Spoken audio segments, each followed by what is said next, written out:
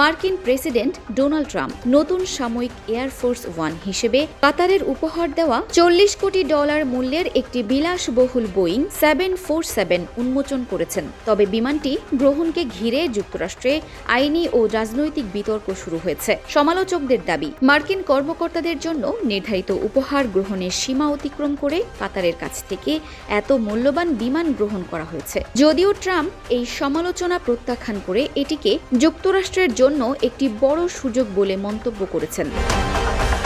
Pentagon জানিয়েছে প্রয়োজনীয় নিয়ম মেনেই বিমানটি গ্রহণ করা হয়েছে। VC-25B ব্রিজ নামে পরিচিত বিমানটিকে প্রেসিডেন্টের ব্যবহারের উপযোগী করতে প্রায় $1 বিলিয়ন ব্যয় হয়েছে। নতুন প্রেসিডেন্সিয়াল বিমান সরবরাহে বিলম্ব হওয়ায় এটিকে অন্তর্বর্তীকালীন সমাধান হিসেবে ব্যবহার করা হবে। এদিকে সমালোচকদের আশঙ্কা, বিমানটির রূপান্তরে ব্যয় হওয়া অর্থ যুক্তরাষ্ট্রের গুরুত্বপূর্ণ প্রতিরক্ষা প্রকল্পগুলোর উপর প্রভাব ফেলতে পারে। তবে বিমান বাহিনী বলেছে, প্রেসিডেন্টের নিরাপত্তা ও অপারেশনাল মান বজায় রেখেই বিমানটি প্রস্তুত করা হয়েছে। উন্মোচন অনুষ্ঠানে ট্রাম্প কাতারের আমিরকে ধন্যবাদ জানিয়ে বিমানটিকে বিশ্বের সবচেয়ে বিলাসবহুল বিমান বলে উল্লেখ করেছেন। তিনি বলেন, বিশ্বের অন্যান্য দেশের আধুনিক রাষ্ট্রীয় বিমানের সঙ্গে তাল মেলাতেই এই পদক্ষেপ প্রয়োজন ছিল।